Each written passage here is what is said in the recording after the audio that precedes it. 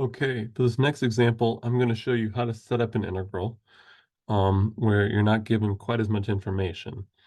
But I'm not going to have you solve this integral because it's a mess. There's lots of integration by parts. It's just ugly. Or maybe trig substitution. I can't even remember. But we can set it up, and that'll be enough for this example.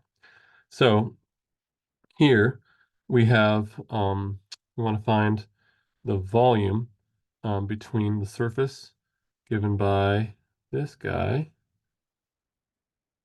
and the xy plane. Okay, so what shape is that? What does that look like? Well, if you cover up the y term, you get an upside down parabola. Cover up the x term, you get an upside down parabola. That's slightly different. And so this is an elliptic paraboloid. So it's going to be something like that. And on the xy plane is kind of where it's intersecting. And so this is kind of a little hill. And the hill is going to be height 4 because it gets moved up 4 above the origin. So um, this hill of height 4, we want to find the volume of that, the kind of the volume of the hill like above the xy plane. The xy plane has the equation z equals 0. That's good to know. And so then I want to think about where is the intersection? Where are these two surfaces intersecting? Well, that's when both equations are true, is when they intersect. So both equations are true when z equals 4 minus x squared minus 2y squared and when z equals 0. The simplest way to do that is to say, well then 4 minus x squared minus 2y equals 0, because then both equations have to be true, and then z is 0.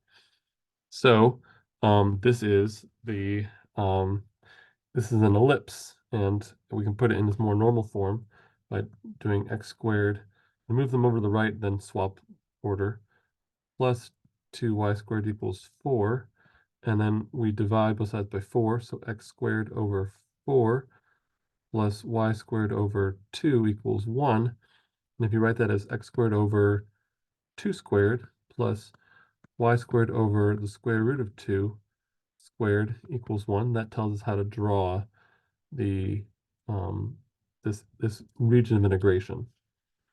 So the region of integration x goes from -1 to -2, and y goes from positive square root of 2 to negative square root of 2.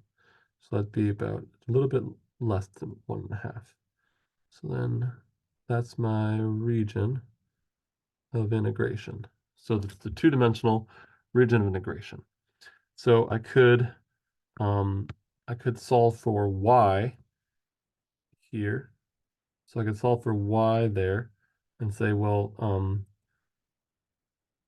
2y squared equals 4 minus x squared. So y equals positive or negative square root of 2 minus x squared over 2.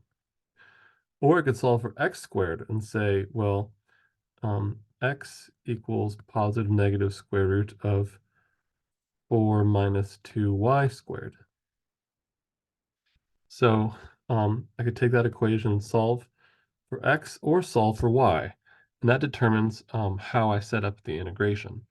Because if I set up my y is those positive and negative square roots, let's do that one first. So if I'm doing that, then let's do pink for plus. Let's do blue, no, green for minus.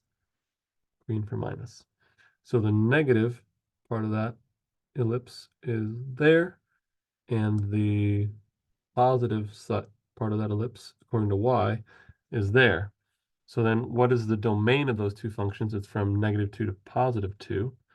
That means for these equations, I have -2 less than or equal to x less than or equal to +2, meaning I'm going to set up like my two different integrals here. So the one integral I could set up would be x goes from -2 to +2, and from negative square root of 2 minus x squared over 2 to positive square root of 2 minus x squared over 2. And the function that goes inside is the height of my of this little hill. The height is determined by this function minus the xy plane, so minus z equals 0. So anything minus 0 is itself. So the height of the function is 4 minus x squared minus 2y squared. And I'm integrating with respect to y first and then x. Now, I could also have thought about like this function in regards to solving for the x. So if I solve for x, then I could have a positive plus, a red plus, or let's see what color looks good. No, that's too light. Light green, blue, purple. Purple minus. So the purple negative x values are there. The red positive x values are there. So I can divide it differently in that way. And then my y values there are going from negative square root of 2, let's equal to y, let's equal to positive square root of 2.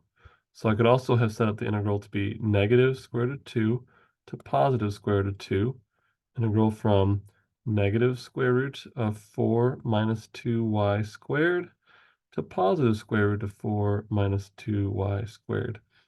And the inside is all the same, 4 minus x squared minus 2y squared dx dy.